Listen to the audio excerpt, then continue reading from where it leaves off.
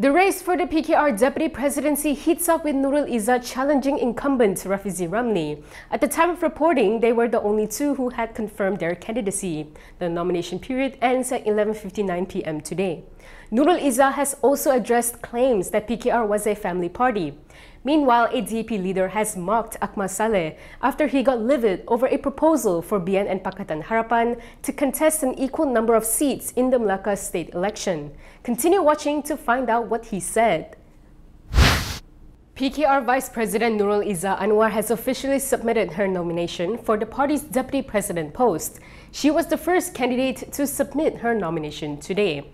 Her name was recorded in the internal candidates list shortly after her father, Anwar Ibrahim, submitted his nomination to retain the party presidency. Her nomination came following overwhelming endorsements from various levels of the party. Meanwhile, incumbent Rafizi Ramli was the second candidate to submit his nominations. Previously, Rafizi had said he would defend his post and welcomed challengers. He also mentioned that PKR President Anwar Ibrahim and Saifuddin had advised him to do so. At the time of reporting, only Rafizi and Nurul Izzah had submitted their nomination for the post. The nomination process is conducted online. Leaders intending to contest have until 11:59 p.m. today to submit their nominations. Nurul Izzah Anwar has addressed the perception that PKR is a family party. This came following her decision to contest the second highest position in the upcoming party polls. In a statement following her confirmation of nomination for the deputy presidency, Nurul Izzah, who is the eldest daughter of Prime Minister and PKR President Anwar Ibrahim, said that the family party label isn't new. She said critics have used it since 1998, when she, alongside the reform movement's founders and activists, established PKR, using it to belittle their struggle. Commenting further, Nurul Izzah said that even if she had chosen to remain as a vice presidential candidate, she would still be labeled the same way. Therefore, she said regardless of the labels and perceptions thrown at her over the decades, she will continue to serve. She added that she believes contesting openly and receiving a mandate from the grassroots through a contest that they vote on is not a form of nepotism. Nurul Izzah also revealed that she had rejected a ministerial position when offered one after Harapan's first victory in the 14th general election. She said that she declined the offer because it would have been an appointment in a cabinet that also included her mother, Dr. Wan Azizah Wan Ismail, as the deputy prime minister. She stressed that even if she won the position of deputy president, she had no interest in a ministerial role. A new survey by Merdeka Center has revealed that a majority of the Indian community supports former Prime Minister Najib Abdul Razak's bid for a royal pardon. Commissioned by Project Sama, the survey found that 62.2% of Indian respondents backed the pardon, the highest among all groups surveyed. Muslim Bumiputra came next at 50.5%, followed by Malays at 43%. However, there was strong opposition from the Chinese community, with 95% of them against the idea. Non-Muslim Bumiputra also leaned against it, with 51% opposed. The interviews were conducted through phone calls and has a 2.82% margin of error. Respondents were selected through a random stratified sampling method along the lines of ethnicity, gender, age, and states from all 222 constituencies in the 13 states and the 3 federal territories. Meanwhile, on queries about the initial 12 years imprisonment and a 210 million ringgit fine slapped on Najib, Merdeka Center said over 85% of respondents felt there was no need for a reduction to the sentence.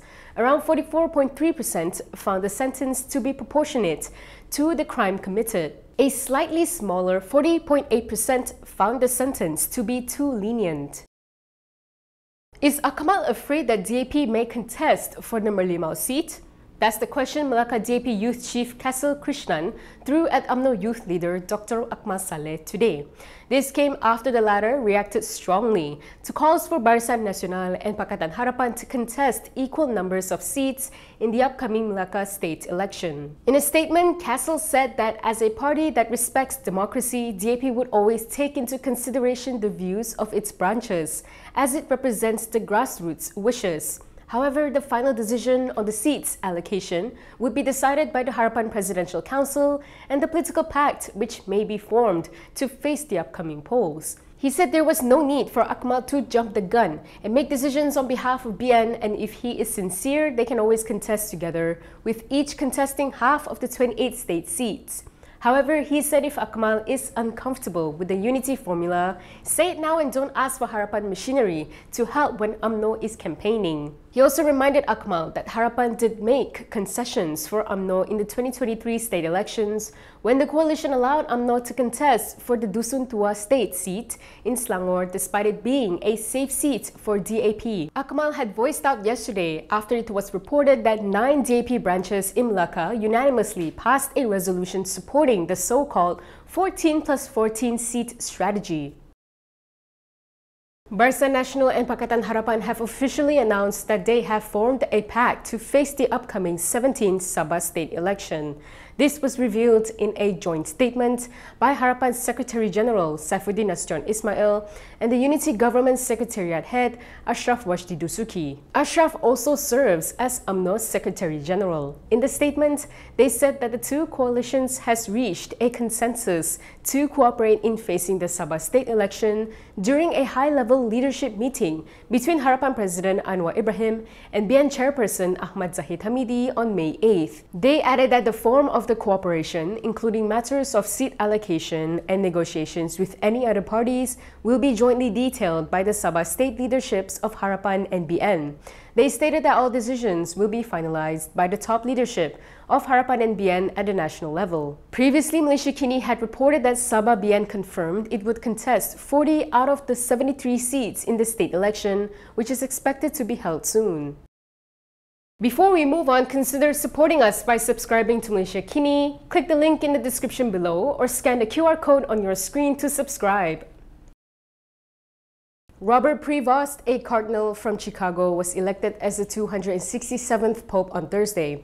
He is the first American ever to ascend to the papacy and has taken on the name Pope Leo XIV. According to Bernama, this marks the first time the papal name Leo has been used since the 19th century, when he appeared at the central balcony of St. Peter's Basilica to deliver his address as Pope.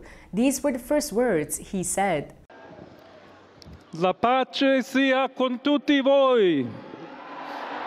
Prevost's election reflects his American roots and his strong ties to Latin America, particularly Peru, where he served for many years as a missionary before becoming an archbishop.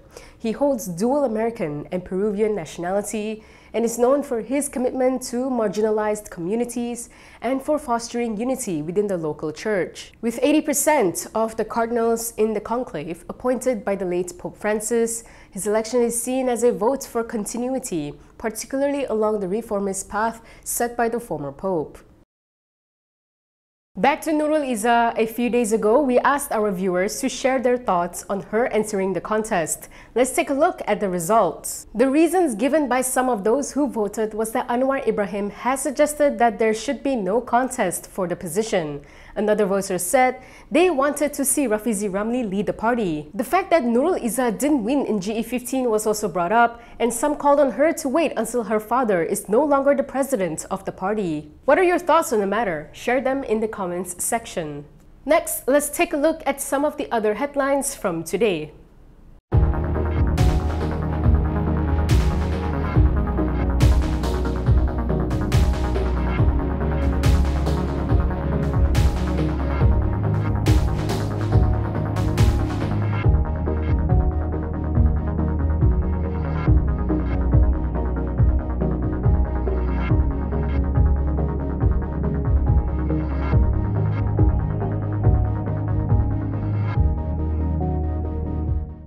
That is all from me today. For more stories, you can go to kinitv.com. You can also follow us on Instagram, X, YouTube, and Facebook for the latest news updates.